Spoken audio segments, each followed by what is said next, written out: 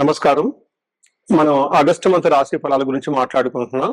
ఇందులో ఒక్కొక్క రాశికి అంటే 12 రాసుల వారికి ఈ ఆగస్టు మంత్ లో ఎలా ఉంది ఏంటి అని తెలుసుకోబోయే ముందుగా ఈ ఆగస్టు మంత్ యొక్క విశిష్టత, అందులో ఉన్న పండగలు, పర్వదినాలు, విశేషాలు ఏంటో తెలుసుకుందాము. ఇందులో చూసుకుంటే ఈ ఆగస్టు మంత్ సంకటహర చతుర్థి నుంచి స్టార్ట్ అయ్యి మరలా సంకష్టహర చతుర్థితో ఈ మంత్ అంతా అయిపోతుందని మనం చెప్పుకోవాలి. ఇందులో ఇంకా మనకి ముఖ్యమైన పండుగలు ఏమున్నాయంటే, ఫస్ట్ వచ్చేటప్పటికి మనకి సికింద్రాబాద్ బోనాలు, హైదరాబాద్ బోనాలు, వీటితో పాటుగా గుర మౌఢ్యమి త్యాగం అంటారు. అంటే ఇప్పటిదాకా మనకు గురు మౌఢ్యమి నడిచిందండి. ఈ ఎప్పుడైతే 12వ తారీఖు తర్వాత మౌఢ్యమి వెళ్ళిపోతుంది, అక్కడి నుంచి శుభకార్యాలు చేసుకోవచ్చు అని మనకు చెప్తూ ఉంటారు. వీటితో పాటుగా మనకి నాగ పంచమి అని చాలా మంది ఎక్కువగా చేస్తూ ఉంటారు. ఎవరైతే కాలసర్ప దోషాలు, నాగ అన్న పేరు పెట్టుకున్న, మానస అన్న పేర్లు పెట్టుకున్న వాళ్ళంతా కూడాను ఈ యొక్క పిల్లలు కావాలనుకునే వాళ్ళు ముఖ్యంగా చాలా ఇంపార్టెంట్. నాగ పంచమి అందరూ సెలబ్రేట్ చేసుకోవాలి. ఆ తర్వాత మనకు వచ్చేది వరమహాలక్ష్మి వ్రతం మనం చేసుకుంటాం. అందరం చాలా కళ్ళ పండుగ శోభాయమానంగా. అది 21వ తారీఖు ఉంటుంది. తర్వాత మనకి జంధ్యాల పౌర్ణమి, దీనిని రాఖీ పౌర్ణమి లేదంటే గాయత్రి యొక్క మనకి గాయత్రి మాత పుట్టినరోజు అని మనం సెలబ్రేట్ చేసుకుంటూ ఉంటాం అనమాట. ఈ ప్రకారంగా అనేక రకమైన శుభకార్యాలు, తర్వాత శ్రావణ మాసం కూడా మనకు స్టార్ట్ అవుతుంది. ఇవన్నీ ఉన్నాయి కాబట్టి ఎన్నో పండగలు, విశేషాలు, పర్వదినాలు కలిగిన ఈ యొక్క ఆగస్టు మంత్ లో అందరికి అష్టైశ్వర్యాలు కలగాలని, భోగభాగ్యాలు కలగాలని, చక్కగా ఉండాలని చెప్పేసి కోరుకుంటూ ఒక్కొక్క రాశి వాళ్ళకి ఎలా ఉంది మనం చూద్దాం. ఇందులో మనకి జ్యోతిష శాస్త్రం ప్రకారం కనుక గమనించుకుంటే ఈ ఆగస్టు మంత్ లో ఇందాక చెప్పుకున్న విశేషాలతో పాటుగా 4 గ్రహాలు కూడా మారుతూ ఉన్నాయండి. ఈ గ్రహాలు మారే గ్రహాలు చూసుకుంటే ఫస్ట్ శుక్రుడు ఆగస్టు 1నే మారుతూ ఉన్నారు. సెకండ్ కుజుడు మారుతూ ఉన్నాడు. బుధుడు 5వ తారీఖు మారుతూ ఉన్నారు. సూర్యుడు వచ్చేటప్పటికి 17వ తారీఖు మారుతూ ఉన్నారు అనమాట. ఇలా 4 గ్రహాలు ఈ ఆగస్టు మాసంలో మారటంతో 12 రాసుల వారికి ఎలా ఉంది ఏంటి అనేది మనం చూద్దాం. మనం వృషభ రాశి వారికి ఆగస్టు మంత్ ఎలా ఉందో చూద్దాం. ఇందులో వృషభ రాశి చూసుకుంటే కొంచెం ఛాలెంజింగ్ గా ఉంది మంత్ అని మనం అనుకోవచ్చు. ఒక ఆల్మోస్ట్ మీకు 60% మాత్రమే, అంటే 40% మాత్రం అనుకూలంగా ఉంది, 60% కొంచెం ప్రతికూలంగా ఉందని గమనించుకోవాలి. కొంచెం పేషెన్సీగా, సహనంగా ఉండవలసిన టైం ఇది. నాకు కొంతమంది ఆల్రెడీ తెలిసిన వాళ్ళు, బంధువులు వాళ్ళు ఫోన్లు చేసి మెసేజ్లు చేసి పెడుతూ ఉన్నారు. ఎందుకంటే లాస్ట్ మంత్, ఈ మంత్ కొంచెం జాగ్రత్తగా ఉండవలసిన సమయం. అంటే July month, August month. July month లో నాకు తెలిసిన ఫ్రెండ్స్ వాళ్ళు వీళ్ళు కొంచెం మెసేజ్లు అవన్నీ పెడుతూ ఉన్నారు. అందుకని చెప్పేసి ఈ టైంలో it's a time to have patience. సహనంగా ఉండవలసిన టైం. ఎవరికైనా మాటలు, అనవసరంగా మాటల యుద్ధము, అనవసరమైన భిన్నాభిప్రాయాలు రావటము, అనవసరమైన వాటికి పార్టిసిపేట్ చేయటం, ప్రతిదానికి రెస్పాండ్ అవటం లాంటివి చేయకుండా కొంచెం అవాయిడ్ చేస్తే చాలా చాలా మంచిది. ఇందులో వృషభ రాశి వాళ్ళకి చూసుకుంటే కృతికా నక్షత్రం 2, 3, 4 పాదాలు, రోహిణి 1, 2, 3, 4 పాదాలు, మృగశిర 1, 2 పాదాలంతా ఈ వృషభ రాశిలో ఉంటారు. ఇందులో సూర్యుని యొక్క సంచారం, మిగతా గ్రహాల యొక్క సంచారం బట్టి మనం చూసుకుంటే సూక్ష్మ గోచారం, లఘు గోచారం అన్న ఒక కాన్సెప్ట్ ప్రకారం చూస్తే ఇందులో మనకి ఎలా ఉంటుందంటే 4 గ్రహాల యొక్క ఫలితాన్ని చాలా చిన్న చిన్న సంస్కృతంలో మాటలో చెప్తారు. అవి మానహాని, ధనచ్ఛేదం, రాతి భయం, పుత్రలబ్ధిం అని చెప్తారు. అంటే అవమానాలు జరిగే అవకాశం ఎక్కువగా ఉంటుంది, ధనం విపరీతంగా కోల్పోయే అవకాశం ఎక్కువగా ఉంటుంది, శత్రువులు బాధలు ఉంటారు, శత్రువుల నుంచి మీకు ఇబ్బందులు ఉంటాయి, పిల్లల విషయంలో మాత్రం కొంచెం బాగుంటుంది అని మనం చెప్పుకోవచ్చు. ఇందులో ఇండివిజువల్ ఒక్కొక్క గ్రహం మనం చూసుకుంటే 4వ స్థానంలో సూర్యుడు ఉండటం వల్ల ప్రొఫెషనల్ మ్యాటర్స్ లో పాజిటివ్ గా ఉంటుంది, ప్రమోషన్స్ అవన్నీ వచ్చే అవకాశం ఎక్కువగా ఉంటుంది, మీరు పడిన గుర్తింపుకి సగు రిజల్ట్స్ అదంతా ఉంటుంది. అయితే 4వ స్థానంలో సూర్యుడు ఉండటం వల్ల మనకేం చెప్తారంటే అంతఃక్లేశ గృహఛిద్రం సౌఖ్య హాని మమాప్నోతి ప్రయాణ కాలే విఘ్నమాప్నోతి చతుర్దతే రవి సంయుతే అని చెప్తారు సంస్కృతంలో. మన మహర్షులు దీని ప్రకారం చూసుకుంటే అంతఃక్లేశ, మానసికంగా కొంచెం ఇంటర్నల్ గా మనసులో విచారం కలిగే అవకాశం ఎక్కువగా ఉంటుంది. గృహ ఛిద్రం, ప్రొఫెషనల్ మ్యాటర్స్ లో ఆఫీస్ లో అంతా బాగున్నా ఇంట్లో ఏదో ఒక గొడవ ఉండే అవకాశం ఎక్కువగా ఉంటుంది. తర్వాత సౌఖ్యహాని, కంఫర్టబుల్ గా ఉండకుండా ఉంటుంది. తర్వాత మా భోజనం, టయానికి భోజనం చేయకుండా ఉండే అవకాశం ఎక్కువగా ఉంటుంది. ముఖ్యంగా గమనించుకుంటే ప్రయాణాలు చేస్తే ఆటంకాలు వస్తాయి అని చెప్తూ ఉంటారు. ఇది సూర్యుడి వల్ల మిక్స్డ్ రిజల్ట్ అని చెప్పుకోవచ్చు. బట్ కుజుడు వల్ల ఇంకా కొంచెం ఇబ్బందులు పెట్టే అవకాశం ఉంది. కుజుడు 2వ స్థానంలో ఉండటం వల్ల కూడబెట్టుకున్న ధనం, మీ సేవింగ్స్ అంతా కోల్పోయే అవకాశం ఎక్కువగా ఉంటుంది. మాటలు చాలా కటువుగా మాట్లాడుతూ ఉంటారు. ఎలిమెంటరీ ఎడ్యుకేషన్, బేసిక్ ఎడ్యుకేషన్ ఎవరైనా కనుక చేస్తుంటే వాళ్ళకి ఆటంకాలు అవన్నీ వచ్చే అవకాశం ఎక్కువ ఉందని మనం చెప్పుకోవచ్చు. ఇందులో కుజుడు 2వ స్థానంలో ఉంటే మనకి సంస్కృతంలో అసత్వం సతతం క్లేశ నాశ సర్వకార్య వినాశనం సదా దుర్జన సేవ సంపర్క భీతి షాద్ ధనకే కుజ అని మనకి ఒక శ్లోకంలో చెప్తారు. దాని మీనింగ్ ఏంటంటే అసత్వం అంటే ఎనర్జీ లేకుండా ఉండటం, తర్వాత సతతం క్లేశ మనసులో ఎప్పుడు ఏదో ఒక బాధపడటం ఉండటం, సర్వకార్య వినాశనం ఏదైనా కొత్తగా ఒక పని చేస్తే అందులో ఆటంకాలు వచ్చే అవకాశం ఎక్కువగా ఉంటుంది. విమర్శించే వాళ్ళు ఎక్కువగా ఉంటారు. సదా దుర్జన సంపర్క, ఈ టైంలో బ్యాడ్ కంపెనీ, అనవసరమైన చెత్త వాళ్ళంతా మీ చుట్టూ చేరి మిమ్మల్ని కన్ఫ్యూజ్ చేసే వాళ్ళు ఎక్కువగా ఉంటారు. భయంగా ఉండే అవకాశం ఎక్కువగా ఉంటుందని చెప్పుకోవచ్చు. అయితే వీళ్ళకి ఒక గుడ్ న్యూస్, హ్యాపీ న్యూస్ ఏంటంటే శుక్రుడు వీళ్ళకి 5వ స్థానంలో ఉండి చక్కగా మంచి యోగ్యతను ఇస్తున్నారని చెప్పుకోవచ్చు. ఇందులో మనకి ఏమని చెప్తారంటే సంస్కృతంలో దాశీ భృత్య చనలాభ నిత్యం మృష్టాన్న భోజనం ధనధాన్య అభిష్టార్థ పంచమస్తే భవేద్ భృగో అంటారు.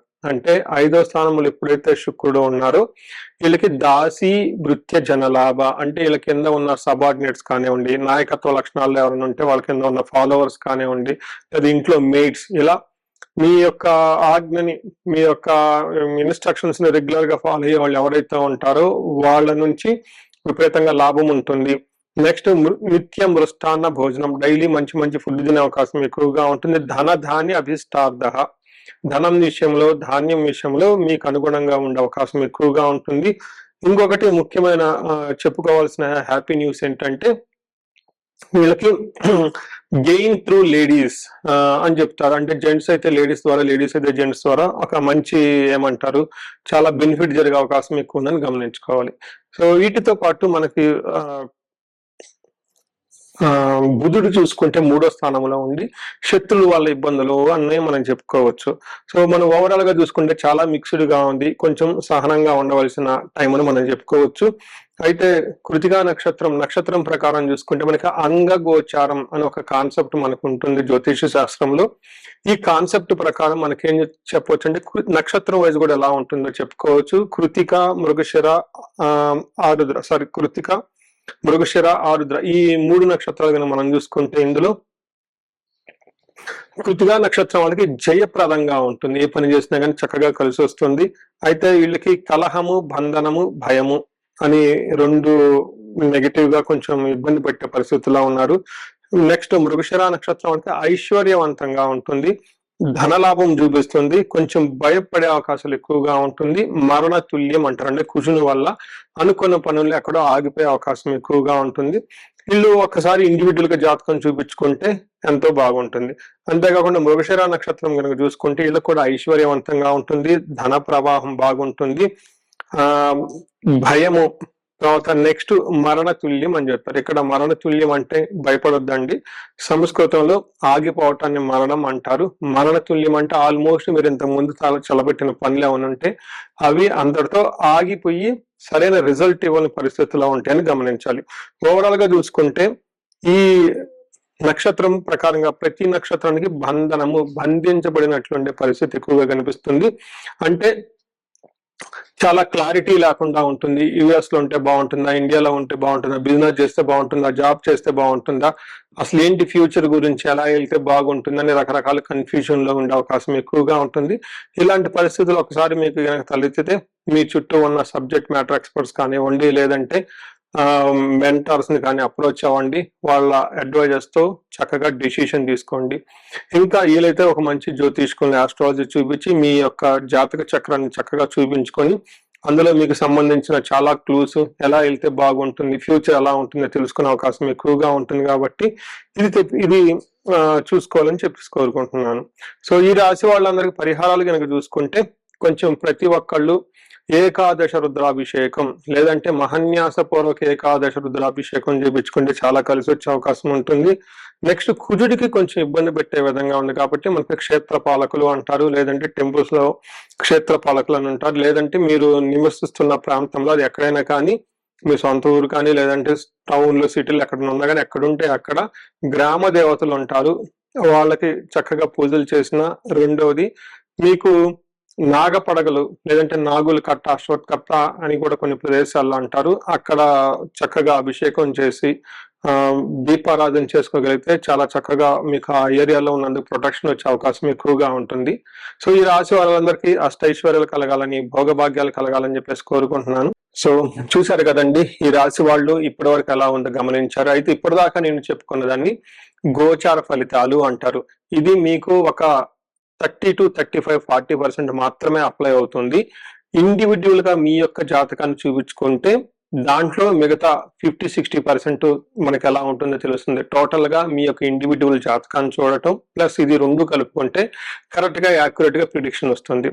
సో ఎవరికైనా గనక మీకు ఏదైనా గనక ఇప్పుడు దాకా చెప్పుకున్న దానికి మనకి డిఫరెంట్ గా ఉంది, ప్రాబ్లం గా ఉంది, ఇబ్బందులు పడుతున్నాం అనుకుంటే ఒకసారి ఇండివిడ్యువల్ గా జాతకం చూపించుకోండి.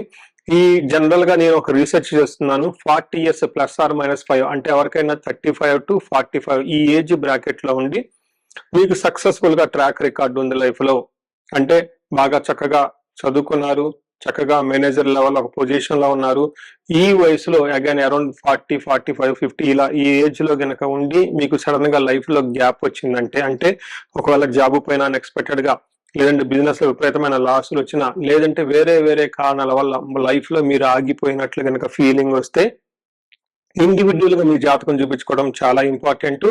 ఈ వయసులో జనరల్ గా శాపాలు అని ఉంటాయి, మాతృశాపం, పితృశాపం, గురుశాపం, సర్పశాపం, ఇలా ఏమైనా శాపాలు యాక్టివేట్ అయి ఉన్నాయా అవేంటో తెలుసుకొని వాటికి సంబంధించిన పరిహారాలు చేసుకోవాలి.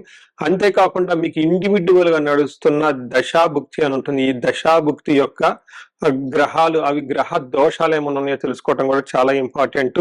సో ఈ ఏజ్ బ్రాకెట్ లో ఎవరైతే ఉన్నారో 40 +or-5 years కెరియర్ లో స్లో అనుకున్న వాళ్ళు ఇండివిడ్యువల్ జాతకం చూపించుకొని ఇలా టోటల్ హారోస్కోప్ ని స్కాన్ చేయించుకొని అందులో శాపాలు ఏమైనా ఉన్నాయా, గ్రహ దోషాలు ఏమైనా ఉన్నాయా, అవి సంబంధించిన బ్లాకేజెస్ ఉంటే అవి పరిహారాలు చేసుకోవటం వల్ల తొలగించుకుంటే లైఫ్ అనేది చాలా స్మూత్ గా వెళ్తుంది, ముందుకెళ్తుందని మీరు తెలుసుకోవాలి.